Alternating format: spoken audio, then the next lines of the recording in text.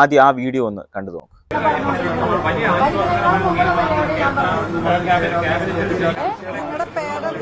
ശ്രീജ, മന്ത്രിസഭാ യോഗത്തിന് ശേഷം മന്ത്രി VN വാസവൻ, R ബിന്ദു, അതോടൊപ്പം തന്നെ രാമചന്ദ്രൻ കടന്നപ്പള്ളി അവർ വാർത്താ സമ്മേളനത്തിനായി കളക്ടറേറ്റിലെ PR ചേംബറിലേക്ക് എത്തിയതാണ്. അപ്പോഴാണ് മന്ത്രിമാർക്കൊപ്പം ഒരു സ്ത്രീ കൂടി വന്നത്.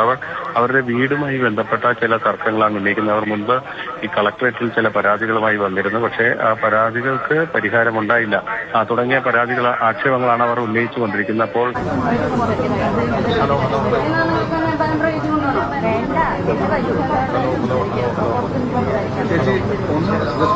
കണ്ടല്ലോ, ഒരു സ്ത്രീ അവരുടെ ഒരു പേഴ്സണൽ കാര്യവുമായിട്ട് ബന്ധപ്പെട്ട് മന്ത്രിയെ കാണാൻ പോയപ്പോൾ മന്ത്രിമാരുടെ എക്സ്പ്രഷനാണ്. വോട്ടെല്ലാം കഴിഞ്ഞല്ലോ, ഇനി ആൾക്കാരെ വേണ്ട എന്നുള്ള അപ്രോച്ച് ആയിരിക്കും.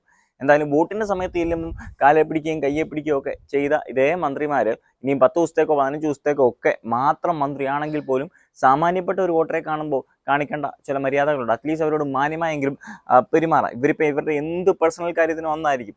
ഇവർ ഒരുപക്ഷെ ഒരുപാട് തവണ ഈ മന്ത്രിമാരെ കാണാൻ പോയിട്ടുണ്ടായിരിക്കാം. അന്ന് ഈ മന്ത്രിമാരെ ഒന്നും കാണാൻ പറ്റിയിട്ടുണ്ടായിരിക്കില്ല. ചിലപ്പം ഗവൺമെൻറ് ഓഫീസുകൾ കയറി ഇറങ്ങിയിട്ടുണ്ടായിരിക്കാം. അന്നൊന്നും ഈ കാര്യം നടന്നിട്ടുണ്ടായിരിക്കില്ല. അവരുടെ എന്ത് പേഴ്സണൽ കാര്യമായാലും ഇതറിഞ്ഞ ഇവർ ഇപ്പോൾ ഈ വെടിക്കെട്ട് ദുരന്തവുമായിട്ട് ബന്ധപ്പെട്ടാണെങ്കിൽ പോലും അവിടെ മന്ത്രിമാരുണ്ടെന്നും ഒരു പത്രസമ്മേളനം നടത്തുന്നുണ്ടെന്നും ഒക്കെ അറിഞ്ഞാൽ അവർ ഈ മന്ത്രിമാരെ ഇവരുടെ കാര്യത്തിൽ ഒരു പരിഹാരം കാണുമെന്നുള്ള പ്രതീക്ഷയിലായിരിക്കും കാണാനായിട്ട് വരുന്നത്. അപ്പോൾ ഈ മന്ത്രിമാർക്ക് മിനിമം ഒരു കാര്യം ചെയ്യാമല്ലോ.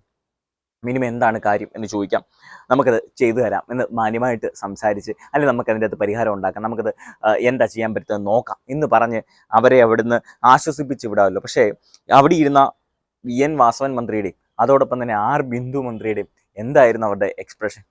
വാസവൻ്റെ കാര്യം നമുക്ക് എന്താ പറയുന്നത്, വാസവൻ ഒരു പുരുഷനാണെങ്കിലും വെക്കാം. R ബിന്ദു ഇവരൊരു സ്ത്രീയല്ലേ, ഒരു സ്ത്രീയോട് മാന്യമായി, ഉന്നത വിദ്യാഭ്യാസ മന്ത്രിയാണ്, ഉന്നത വിദ്യാഭ്യാസത്തിൻ്റെ മന്ത്രി. അപ്പോൾ അവർക്കൊരു മിനിമം മര്യാദയോടെ ഒന്ന് സംസാരിച്ച കേസ് ഒന്ന് ഡീൽ ചെയ്ത് വിടാനായിട്ടുള്ള സകല സാഹചര്യം ഉള്ളപ്പം ഇവർ ഇത്രയും ഈ പറയുന്ന പോലെ അഹങ്കാരം കാണിക്കേണ്ട കാര്യമൊന്നുമില്ല. അഹങ്കാരമല്ല, ഈ പറഞ്ഞ ഒരു പരിഗണനയും കാണിക്കാതെ അവരുടെ മുഖഭാവം ശ്രദ്ധിച്ചാൽ നമുക്ക് മനസ്സിലാവും, അവരുടെ എക്സ്പ്രഷൻ കണ്ടാൽ നമുക്ക് മനസ്സിലാവും എന്ത് വില അവർ കൊടുത്തേക്കുന്നത്. 15 ദിവസം മുമ്പ് ഇവരുടെ വോട്ടിംഗ് കഴിഞ്ഞു, 9-ാം തീയതി വോട്ടിംഗ് കഴിഞ്ഞു, ഇപ്പോൾ 24-ാം തീയതി 25-ാം തീയതി ഒക്കെ ആറായില്ലേ.